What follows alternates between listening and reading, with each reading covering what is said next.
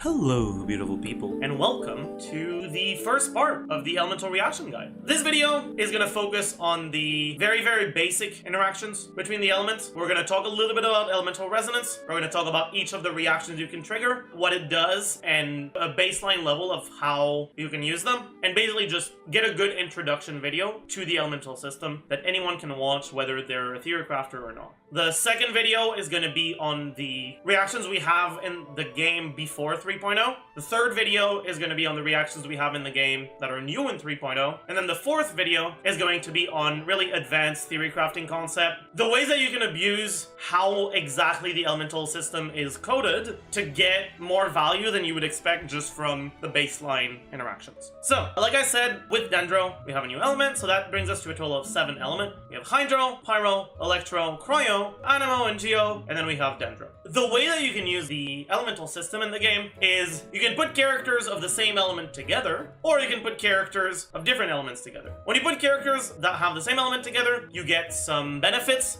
from the elemental resonance that you can get. When you use characters of different elements, you can trigger elemental reactions by having 2 different elements being applied to an enemy. First things first is elemental resonances. First off, you have the Animo resonance, which decreases stamina consumption, increases move speed, and shortens skill cooldown, but not by significant enough amounts to be relevant. Then you have the Hydro resonance, which has been changed in 3.0 to increase your max HP. The Pyro resonance increases your attack. The Cryo resonance increases your crit rate against enemies that are affected with cryo or frozen. The Geo resonance increases your shield strength. It also gives you some damage percent when you're protected by a shield, and hitting enemies when protected by a shield reduces their Geo resonance, which is pretty valuable for Geo teams. The Electro resonance gives you particles when you trigger an electro-related elemental reactions, which is also pretty useful. And then the Dendro resonance gives you elemental mastery, and then when you trigger Dendro reactions, it gives you a bit more elemental mastery. You also have the Rainbow resonance, which is 4 units from different elements, and it basically just gives you a bit of resistance, but it doesn't really matter too much. Resonances are a nice bonus to have, but they're just not really strong enough to ever justify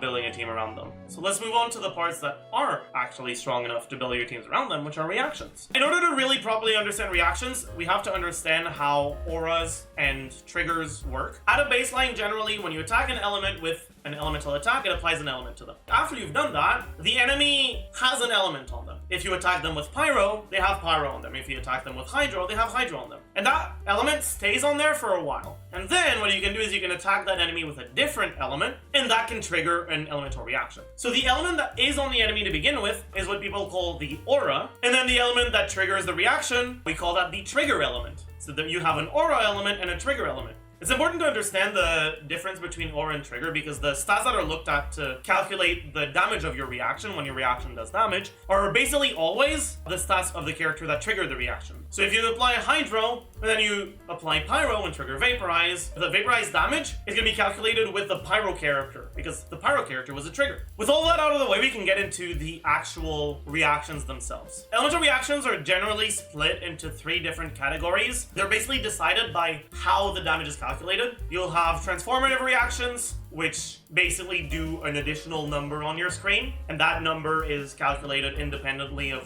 the attack that triggered it. You'll have Additive Reaction, which take the number that you're already doing and add a certain amount to it. And then you'll have Multiplicative Reactions, which take the number that you're already doing and multiply it. The main reason why they're split into those 3 categories is because the kind of stats you're looking for those 3 different categories are actually different. So it's nice to be able to split them in those 3 categories so that it's easier to tell what kind of stats you're looking for. Let's start with the Transformative Reactions, because they're the most straightforward in my opinion. Transformative Reaction damage is calculated based on your character's level and your elemental mastery. And because level has a limit, and once you reach mid or late game, your relevant characters, it'll be easy to bring them to level 90, then the only stat that you actually focus on is elemental mastery for Transformative Reaction damage. For Transformative Reaction characters, leveling them up to level 90 is very relevant. So the first of the Transformative Reactions is Overloaded, which is Electro plus Pyro. When you trigger Overloaded, it knocks the enemies back and deals Pyro damage in a small-ish range AoE. People don't really like Overloaded in general because the knockback is kind of a downside pretty often, but it does have pretty high base damage compared to a lot of the other transformative reactions, so it can still be very useful if you learn to deal with the knockback or if you're fighting enemies that can't be knocked back. The next transformative reaction is Superconduct, which is Electro plus Cryo. It deals a small amount of damage and it reduces enemy physical resistance by 40%. That's basically what it's used for, but because that's kind of all it does, the damage on it isn't really relevant. You don't really build EM on characters that trigger Superconduct. You just build them how you'd build them without reactions, and you get the Superconduct resistance shred for physical damage as a nice bonus to have. And reducing enemy resistance is generally something that's really, really valuable, so most physical teams will end up using Superconduct. Next up we have Electro-Charged, which is Electro and Hydro. It deals electro damage over time, and it can potentially interrupt enemies. It can also deal some additional chain lightning damage to nearby enemies that are applied with Hydro, but it's not all that reliable, so I wouldn't count on it too much. Because the damage from Electro-Charge itself is it's okay, but it's not really low, but it's also not really high.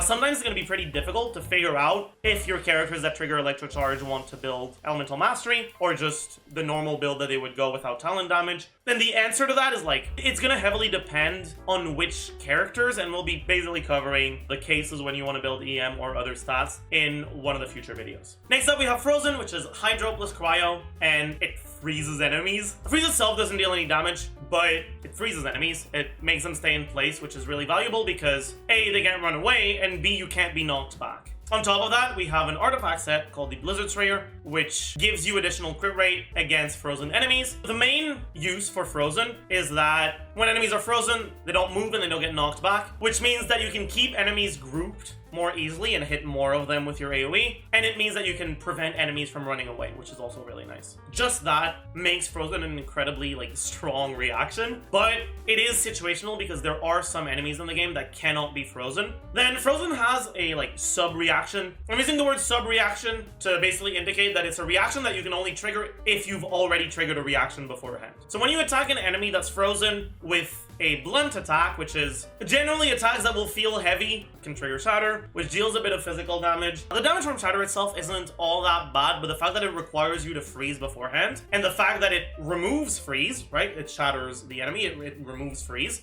means that you don't actually get the benefit from Frozen. So you're running a Cryo and a Hydro on your team just to trigger freeze, but you're not even gaining the main benefit from Frozen, which means that overall Shatter is generally looked at more as a downside than as an upside, because the damage you get from the reaction itself isn't really enough to make up for losing freeze. Next up, we have Bloom, which is one of the new Dendro reactions. It's Dendro plus Hydro, and what it does is it creates a seed on the ground, and then if you don't interact it for a little while, or if you trigger more blooms and you end up reaching the limit of 5, and then you trigger another one, it's gonna make the oldest seed explode, and it's gonna deal a decent amount of Dendro damage. It's the same base damage as Overload. One thing that's important to know about Bloom is that it can also damage your character, not just enemies, but the damage to your character will be only 5% of what the enemies take, so it's not nearly as much, but it can still be a decent amount of damage, so it's hard to play Bloom teams without a healer because, your own reactions are going to damage your character. That being said, Bloom, just like Frozen, has sub-reactions, so you can actually interact with the seeds to trigger one of the 2 sub-reactions that Bloom has. So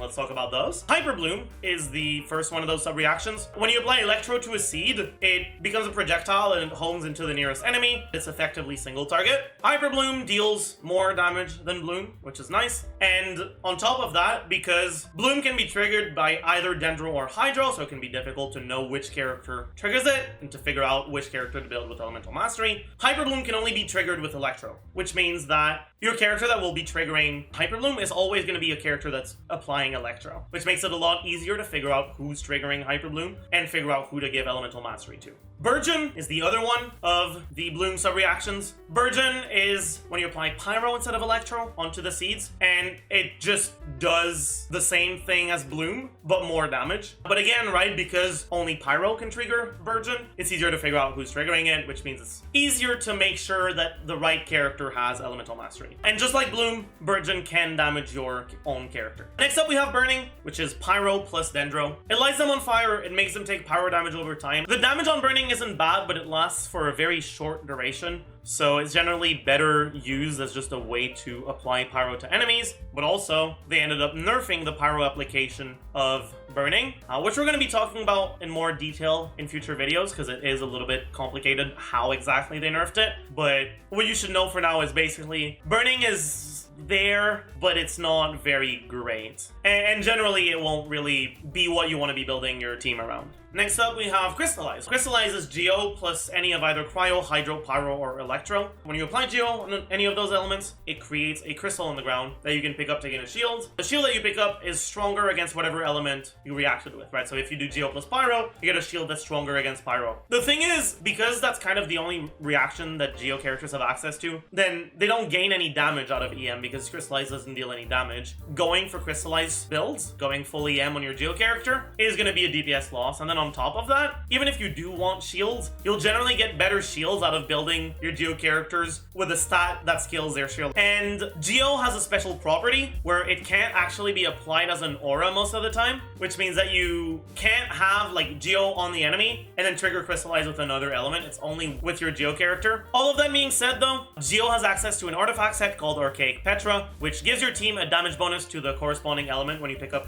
Crystallized shields, which is nice, but because you have to pick it up with the character that is wearing the set, most of the time it's barely even worth it, because it means you have to make sure that A, you're picking up the right crystal, and B, you're staying on your Geo character for longer. But there are some niche uses for it. And then the last of the transformative reactions is Swirl, which is Anemo onto any of Cryo, Hydro, Pyro, or Electro. Anemo, just like Geo, has that special property where it can't really be applied as an aura to most enemies. So your character that's triggering Swirl is basically always going to be your Anemo character. And Swirl, what it does is it deals AoE damage of whatever element you swirled, and it also applies that element, which leads to a lot more depth into the kind of things you can do with Swirl, because you can use that elemental application to trigger more reactions. On top of that, Swirl can trigger the Viridescent Venerer artifact set, which reduces enemies' resistances to whatever element you swirled. And because of basically those two things, Swirl is incredibly useful, and Anemo in general is incredibly useful for most teams that rely on elemental damage. So that was it for transformative reactions. The next reactions we'll be looking at are the multiplicative reactions. So multiplicative reactions, as the name implies, multiply the damage you do, instead of just having the reaction have its own base damage. Multiplicative reaction damage isn't just scaled with level and EM, it's also scaled with all of the stats that would go into your initial damage. So generally that's going to be attack. For some characters it's HP or defense, but generally it's attack.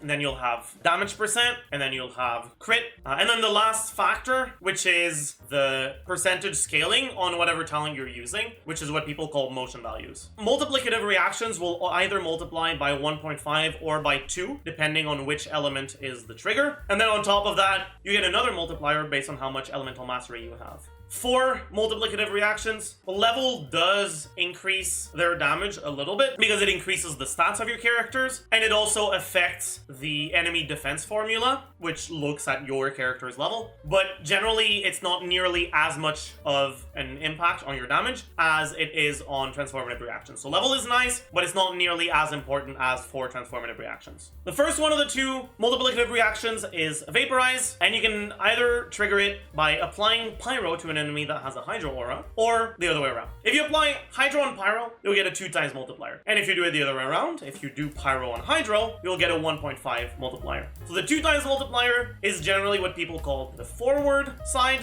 or the strong side, and then the 1.5 side multiplier is what people call reverse or weak side. Because of some mechanics that we'll be covering in future videos, when you trigger forward or strong side Vaporize, it's kind of hard to trigger a lot of them, whereas when you trigger reverse side, it's very easy to trigger a lot of them. So generally what you'll see is you'll see carries rely on reverse reactions more than on forward reactions most of the time. One thing I want to address on Vape is that because it just takes your damage and multiplies it by a number, it's pretty straightforward who can use it and how they can use it, which means that it was figured out for the most part, incredibly early. And that led to a lot of people thinking that it was the only good one, or at the very least, by far the best one. And that's not the case at all. Vape teams are not at all the only viable teams, and not even close to it. They're definitely part of the strong teams, but they're not like above. So that's a misconception that's very, very common, that basically originated from the fact that vape is more straightforward to figure out. The next multiplicative reaction, and the only other for now, is melt, which just like vape has a forward and a reverse side. The forward side is pyro on cryo, and the reverse side is cryo on pyro. And for the same reasons as vape, forward melt is difficult to make work, and so it doesn't see that much play, whereas reverse melt generally sees a lot more play. Let's now move on to the last category of elemental reactions, which is additive reactions, which are new. We did not have an additive reaction before 3.0, so the only additive reactions we have right now are dendro reactions. And just like their name suggests, they're an additive reaction, right? So you add instead of multiplying. They do share a few properties with multiplicative reactions because they're added to an attack. So if that attack crits, their damage crits as well. And they can also benefit from damage percent bonuses that are applied to the attack that triggers it. But instead of multiplying, they just add, which means that the base strength of your talent, right, the talent scaling, isn't looked at for additive reaction damage. And also your attack isn't looked at. So additive reactions scale with your level. They have a base damage that gets added, like transformative reactions. They scale with crit, they scale with damage percent, they scale with elemental mastery. The easiest way to differentiate additive reactions from transformative reactions is that transformative reactions, when they deal damage, it's a separate number, right? You have your number from the attack that triggered the reaction, and then you have another number next to it. Additive reactions just take that number and make it bigger. The first quote-unquote additive reaction is Quicken.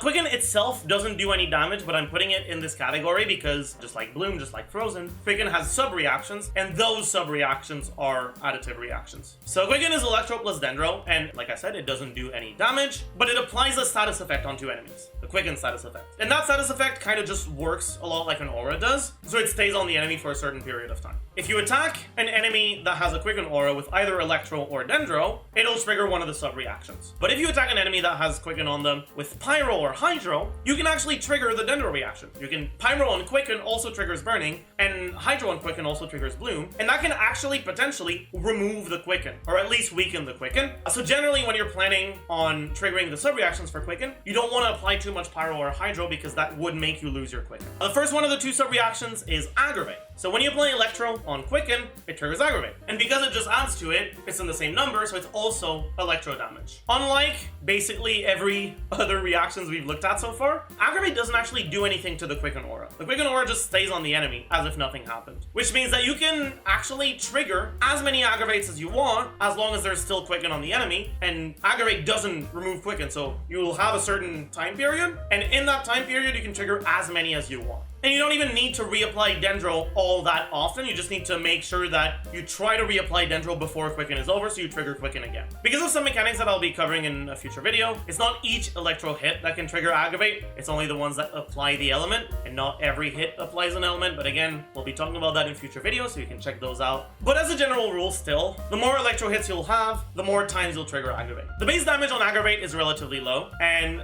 the way that it scales up with Elemental Mastery is lower than with Transformative Reactions, but because it can crit, and because it can get increased by damage percent, and then on top of that, because you don't have to worry about who ends up being aura and who ends up being trigger, because you're always trigger, you actually get a lot of value out of Aggravate. And you can increase your Electro character's damage by a pretty significant amount. And another incredibly valuable thing is that because it doesn't weaken the Quicken aura, you can have 2 or even more Electro characters triggering Aggravate at the same time, right? You don't need to have a fuck ton of Dendro in order to be able to have 2 Electro characters trigger Aggravate. You just need to keep Quicken, which is really easy to do. And then finally, the damage on Aggravate is entirely based on the Electro character that triggers Aggravate. It doesn't matter who triggered Quicken, as long as Quicken was triggered, Aggravate will always just look at your Electro character's stats. It will not look at your Dendro character's stats. The last reaction that we haven't looked at yet is Spread, and Spread is Dendro plus Quicken. Effectively, Spread is the exact same as Aggravate, but just with Dendro instead. Spread is triggered by Dendro, whereas Aggravate would do Electro damage, Spread does Dendro damage. Spread has a little bit of a higher base damage, so you'd expect Spread to be better,